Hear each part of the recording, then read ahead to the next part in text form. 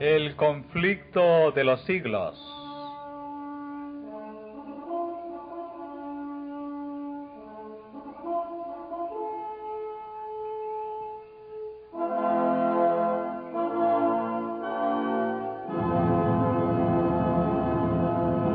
Capítulo 27. Se restaura la verdad.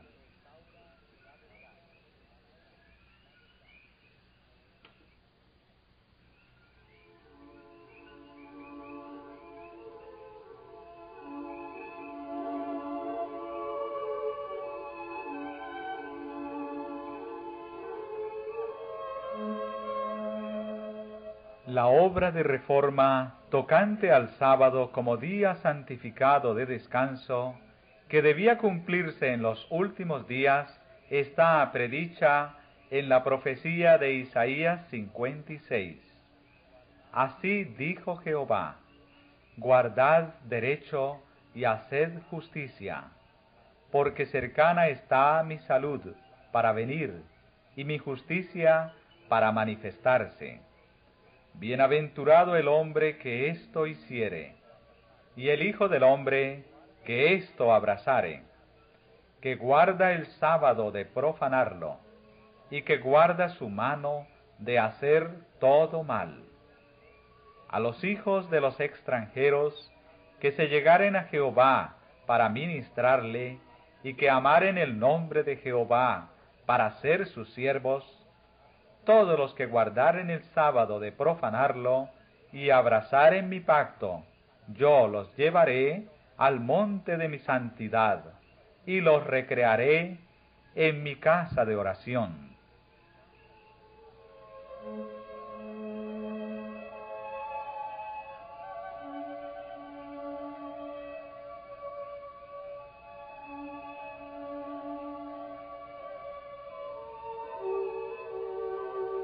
Estas palabras se aplican a la dispensación cristiana, como se ve por el contexto.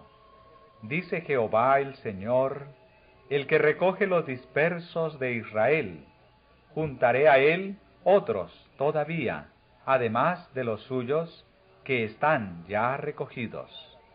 Aquí está anunciada de antemano la reunión de los gentiles por medio del Evangelio.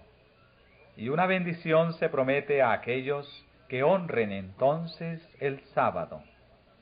Así que la obligación del cuarto mandamiento se extiende más acá de la crucifixión, de la resurrección y ascensión de Cristo, hasta cuando sus siervos debían predicar a todas las naciones el mensaje de las buenas nuevas.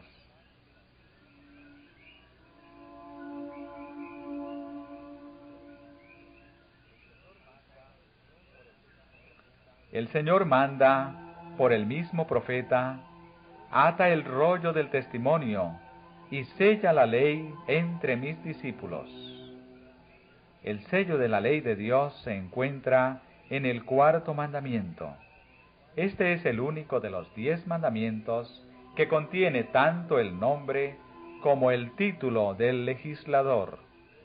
Declara que es el creador del cielo y de la tierra, y revela así el derecho que tiene para ser reverenciado y adorado sobre todos los demás. Aparte de este precepto, no hay nada en el Decálogo que muestre qué autoridad fue la que promulgó la ley. Cuando el día de reposo fue cambiado por el poder del Papa, se le quitó el sello a la ley. Los discípulos de Jesús están llamados a restablecerlo, elevando el sábado del cuarto mandamiento a su lugar legítimo como institución conmemorativa del Creador y signo de su autoridad.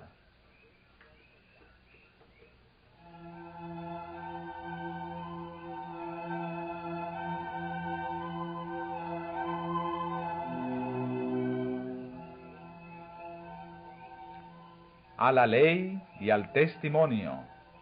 Aunque abundan las doctrinas y teorías contradictorias, la ley de Dios es la regla infalible por la cual debe probarse toda opinión, doctrina y teoría. El profeta dice, si no hablaren conforme a esta palabra, son aquellos para quienes no ha amanecido.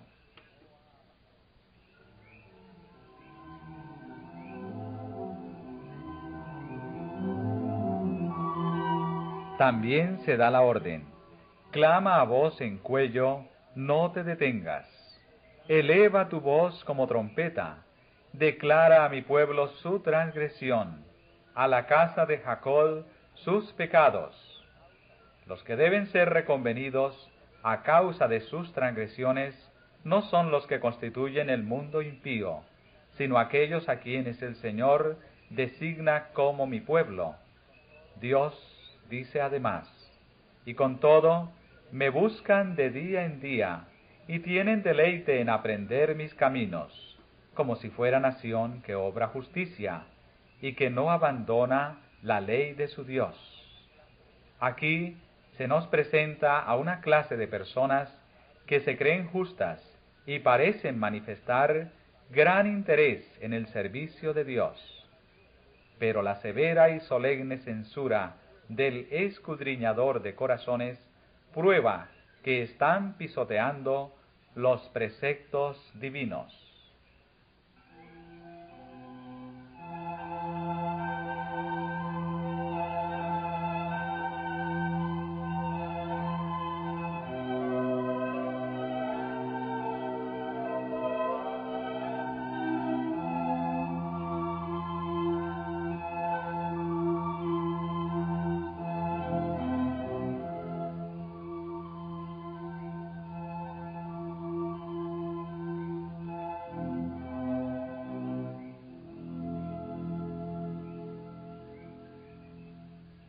El profeta indica cómo sigue la ordenanza que ha sido olvidada.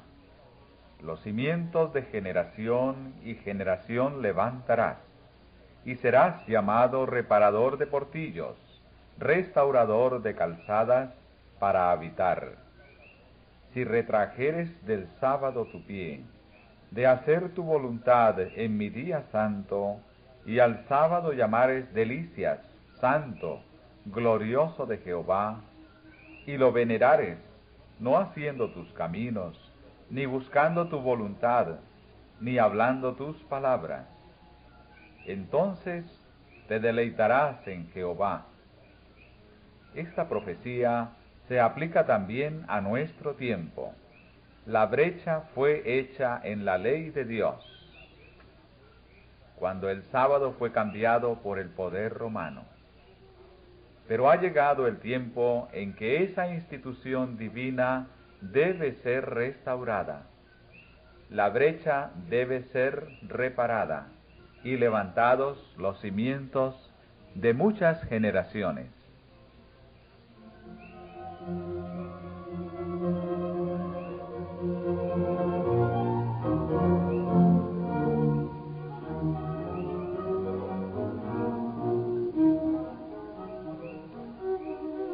Santificado por el reposo y la bendición del Creador, el sábado fue guardado por Adán en su inocencia en el santo Edén.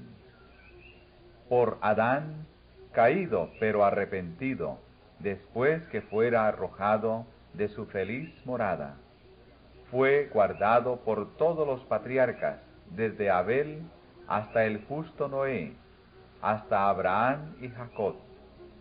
Cuando el pueblo escogido estaba en la esclavitud de Egipto, muchos, en medio de la idolatría imperante, perdieron el conocimiento de la ley de Dios. Pero cuando el Señor libró a Israel, proclamó su ley con terrible majestad a la multitud reunida, para que todos conociesen su voluntad y le temiesen y obedeciesen para siempre.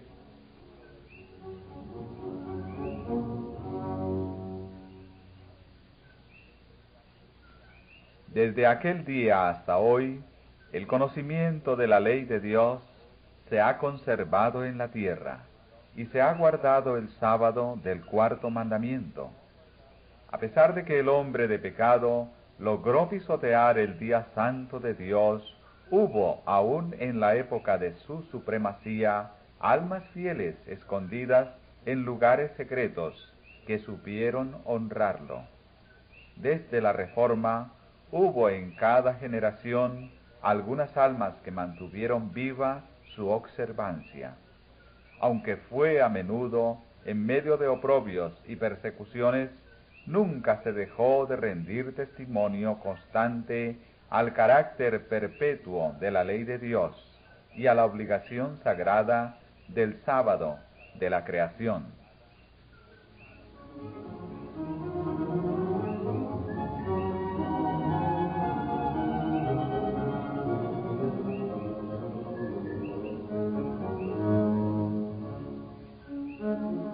Estas verdades, tal cual están presentadas en Apocalipsis 14, en relación con el Evangelio eterno, serán lo que distinga a la Iglesia de Cristo cuando Él aparezca. Pues, como resultado del triple mensaje se dice: aquí están los que guardan los mandamientos de Dios y la fe de Jesús. Y este es el último mensaje que se ha de dar antes que venga el Señor. Inmediatamente después de su proclamación, el profeta vio al Hijo del Hombre venir en gloria para cegar la mies de la tierra.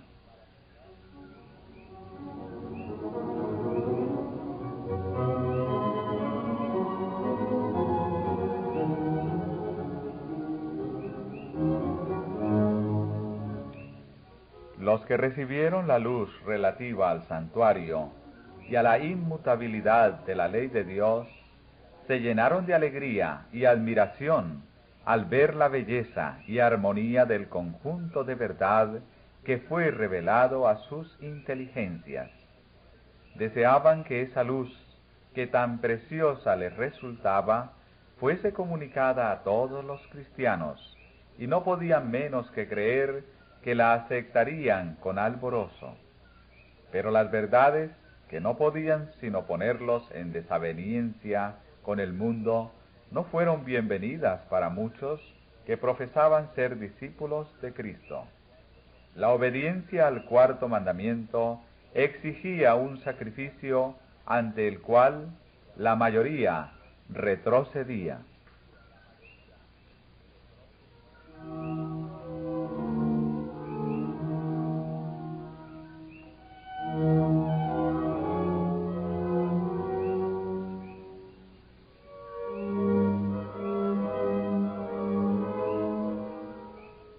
Cuando se presentaban las exigencias del sábado, muchos arguían desde el punto de vista mundano, diciendo: siempre hemos guardado el domingo, nuestros padres lo guardaron, y muchos hombres buenos y piadosos han muerto felices observándolo. Si ellos tuvieron razón, nosotros también la tenemos. La observancia de este nuevo día de reposo nos haría discrepar con el mundo y no tendríamos influencia sobre él. ¿Qué puede esperar hacer un pequeño grupo de observadores del séptimo día contra todo el mundo que guarda el domingo? Con argumentos semejantes, procurarían los judíos justificar la manera en que rechazaron a Cristo. Sus padres habían agradado a Dios presentándole ofrendas y sacrificios. ¿Por qué no alcanzarían los hijos salvación siguiendo el mismo camino? Así también, en días de Lutero, los papistas decían que cristianos verdaderos habían muerto en la fe católica y que por consiguiente esa religión bastaba para salvarse. Este modo de argumentar iba a resultar en verdadero obstáculo para todo progreso en la fe y en la práctica de la religión.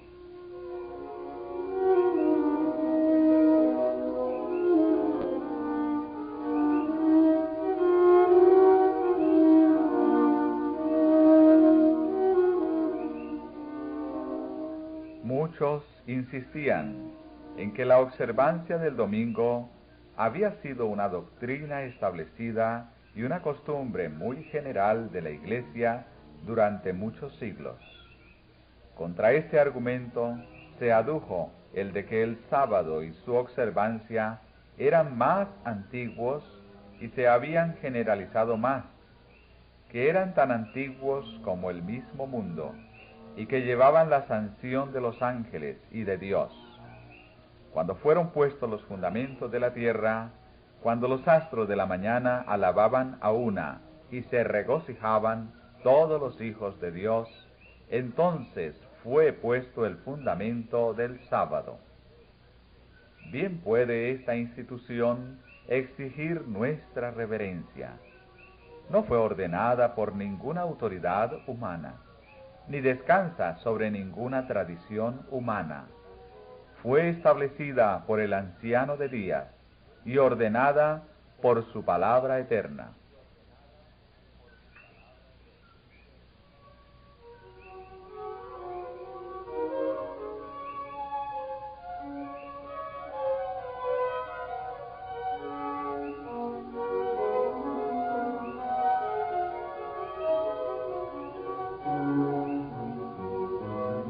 Cuando se llamó la atención de la gente a la reforma tocante al sábado, sus ministros torcieron la palabra de Dios, interpretándola del modo que mejor tranquilizara los espíritus inquisitivos.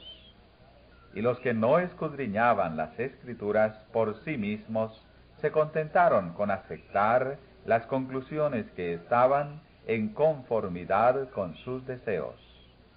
Mediante argumentos y sofismas, con las tradiciones de los padres y la autoridad de la Iglesia, muchos trataron de echar abajo la verdad, pero los defensores de ella recurrieron a la Biblia para defender la validez del cuarto mandamiento.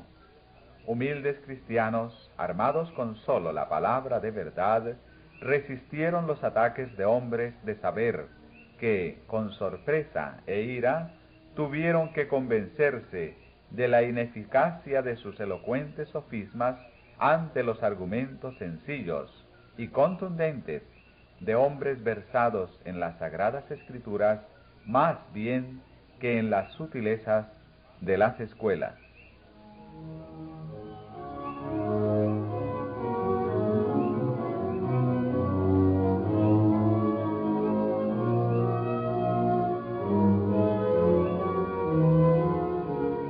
A falta de testimonio bíblico favorable, muchos, olvidando que el mismo modo de argumentar había sido empleado contra Cristo y sus apóstoles, decían con porfiado empeño: ¿por qué nuestros prohombres no entienden esta cuestión del sábado? Pocos creen como vosotros. Es imposible que tengáis razón y que todos los sabios del mundo estén equivocados.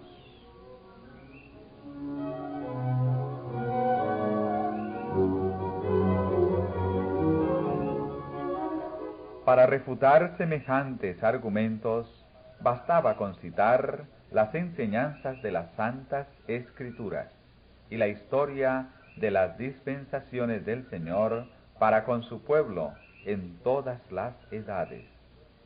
Dios obra por medio de los que oyen su voz y la obedecen, de aquellos que en caso necesario dirán verdades amargas, por medio de aquellos que no temen censurar los pecados de moda. La razón por la cual Él no escoge más a menudo a hombres de saber y encumbrados para dirigir los movimientos de reforma es porque confían en sus credos, teorías y sistemas teológicos, y no sienten la necesidad de ser enseñados por Dios.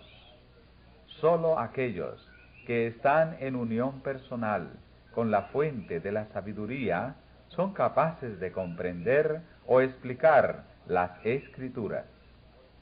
Los hombres poco versados en conocimientos escolásticos son llamados a veces a declarar la verdad, no porque son ignorantes, sino porque no son demasiado pagados de sí mismos para dejarse enseñar por Dios. Ellos aprenden en la escuela de Cristo, y su humildad y obediencia los hace grandes.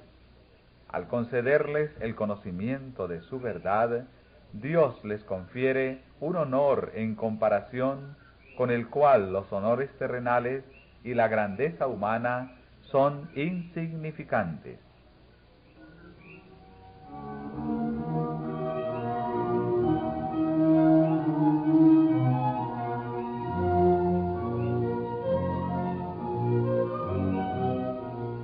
La mayoría de los que habían esperado el advenimiento de Cristo rechazaron las verdades relativas al santuario y a la ley de Dios, y muchos renunciaron además a la fe en el movimiento adventista para adoptar pareceres erróneos y contradictorios acerca de las profecías que se aplicaban a ese movimiento. Muchos incurrieron en el error de fijar por repetidas veces una fecha precisa para la venida de Cristo. La luz que brillaba entonces respecto del asunto del santuario les habría enseñado que ningún periodo profético se extiende hasta el segundo advenimiento, que el tiempo exacto de este acontecimiento no está predicho. Pero habiéndose apartado de la luz, se empeñaron en fijar fecha tras fecha para la venida del Señor, y cada vez fueron chasqueados.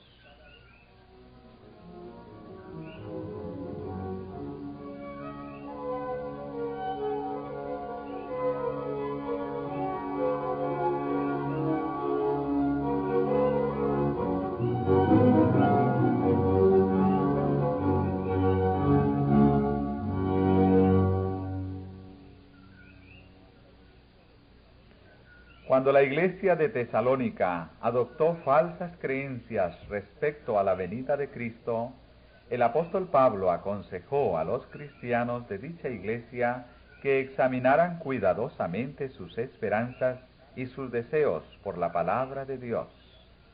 Les citó profecías que revelaban los acontecimientos que debían realizarse antes de que Cristo viniese, y les hizo ver que no tenían razón alguna para esperarle en su propio tiempo. No dejéis que nadie os engañe en manera alguna. Fueron sus palabras de amonestación. Si se entregaban a esperanzas no sancionadas por las sagradas escrituras, se verían inducidos a seguir una conducta errónea. El chasco los expondría a la mofa de los incrédulos. Correrían peligro de ceder al desaliento y estarían tentados a poner en duda las verdades esenciales para su salvación. La amonestación del apóstol a los tesalonicenses encierra una importante lección para los que viven en los últimos días. Muchos de los que esperaban la venida de Cristo pensaban que no podían ser celosos y diligentes en la obra de preparación, a menos que cimentaran su fe en una fecha definida para esa venida del Señor. Pero como sus esperanzas no fueron estimuladas una y otra vez, sino para ser defraudadas, su fe recibió tales golpes que llegó a ser casi imposible que las grandes verdades de la profecía hiciesen impresión en ellos.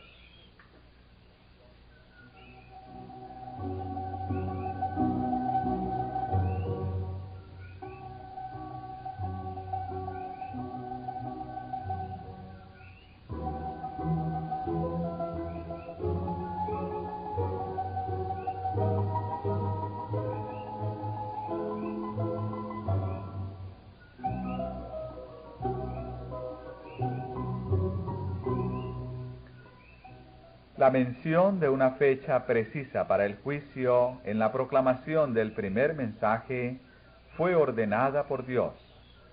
La computación de los periodos proféticos en que se basa ese mensaje que colocan el término de los 2300 días en el otoño de 1844, puede subsistir sin inconveniente. Los repetidos esfuerzos hechos con el objeto de encontrar nuevas fechas para el principio y el fin de los periodos proféticos y los argumentos para sostener este modo de ver no sólo alejan de la verdad presente, sino que desacreditan todos los esfuerzos para explicar las profecías. Cuanto más a menudo se fije fecha para el segundo advenimiento, y cuanto mayor sea la difusión recibida por una enseñanza tal, tanto mejor responde a los propósitos de Satanás. Una vez transcurrida la fecha, él cubre de ridículo y desprecio a quienes la anunciaron, y echa oprobio contra el gran movimiento adventista de 1843 y 1844. Los que persisten en este error llegarán al fin a fijar una fecha demasiado remota para la venida de Cristo. Ello los arrullará en una falsa seguridad, y muchos solo se desengañarán cuando sea tarde.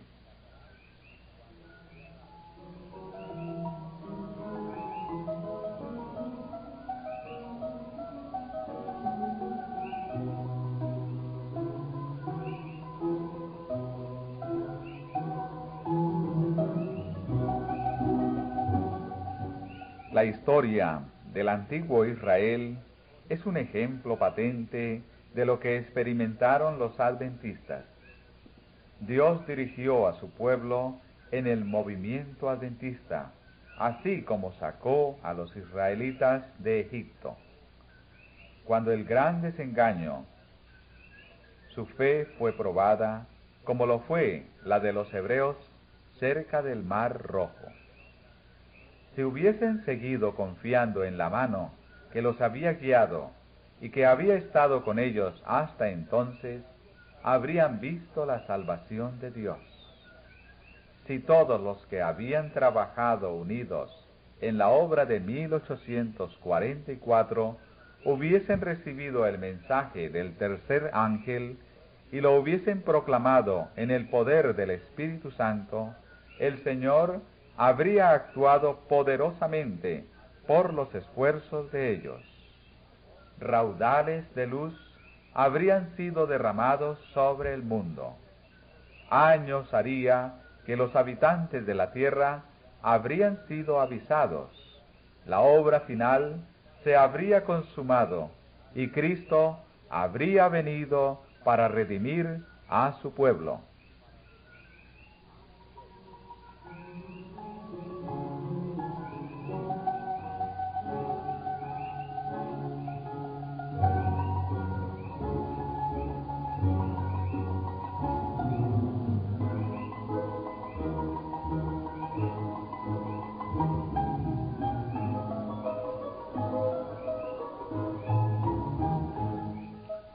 No era la voluntad de Dios que Israel peregrinase durante 40 años en el desierto. Lo que Él quería era conducirlo a la tierra de Canaán y establecerlo allí como pueblo santo y feliz. Pero no pudieron entrar a causa de incredulidad. Perecieron en el desierto a causa de su apostasía, y otros fueron suscitados para entrar en la tierra prometida. Asimismo, no era la voluntad de Dios que la venida de Cristo se dilatara tanto, y que su pueblo permaneciese por tantos años en este mundo de pecado e infortunio. Pero la incredulidad los separó de Dios. Como se negara a hacer la obra que le había señalado, otros fueron los llamados para proclamar el mensaje.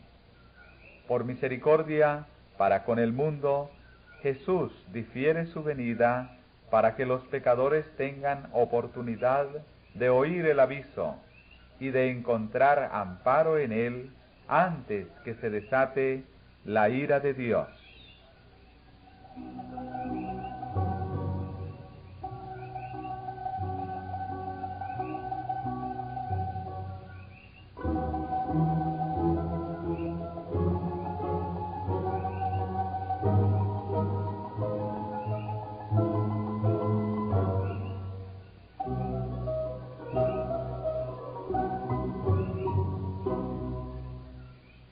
Hogaño como antaño, la predicación de una verdad que reprueba los pecados y los errores del tiempo despertará oposición, porque todo aquel que obra el mal odia la luz y no viene a la luz, para que sus obras no sean reprendidas. Cuando los hombres ven que no pueden sostener su actitud por las sagradas escrituras, muchos resuelven sostenerla a todo trance, y con espíritu malévolo atacan el carácter y los motivos de los que defienden las verdades que no son populares. Es la misma política que se siguió en todas las edades. Elías fue acusado de turbar a Israel, Jeremías lo fue de traidor, y San Pablo de profanador del templo. Desde entonces hasta ahora, los que quisieron ser leales a la verdad fueron denunciados como sediciosos, herejes o cismáticos. Multitudes que son demasiado descreídas para aceptar la palabra segura de la profecía, aceptarán con ilimitada credulidad la acusación dirigida contra los que se atreven a reprobar los pecados de moda. Esta tendencia irá desarrollándose más y más. Y la Biblia enseña a las claras que se va acercando el tiempo en que las leyes del Estado estarán en tal contradicción con la ley de Dios que quien quiera obedecer a todos los preceptos divinos tendrá que arrostrar censuras y castigos como un malhechor.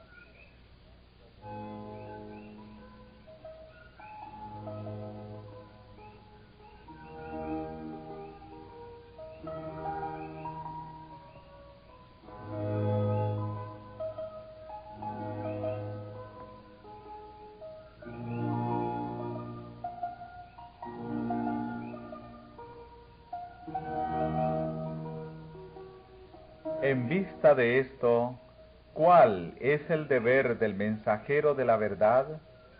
Llegará tal vez a la conclusión de que no se debe predicar la verdad, puesto que a menudo no produce otro efecto que el de empujar a los hombres a burlar o resistir sus exigencias. No. El hecho de que el testimonio de la palabra de Dios despierte oposición no le da motivo para acallarlo, como no se lo dio a los reformadores anteriores. La confesión de fe que hicieron los santos y los mártires fue registrada para beneficio de las generaciones venideras.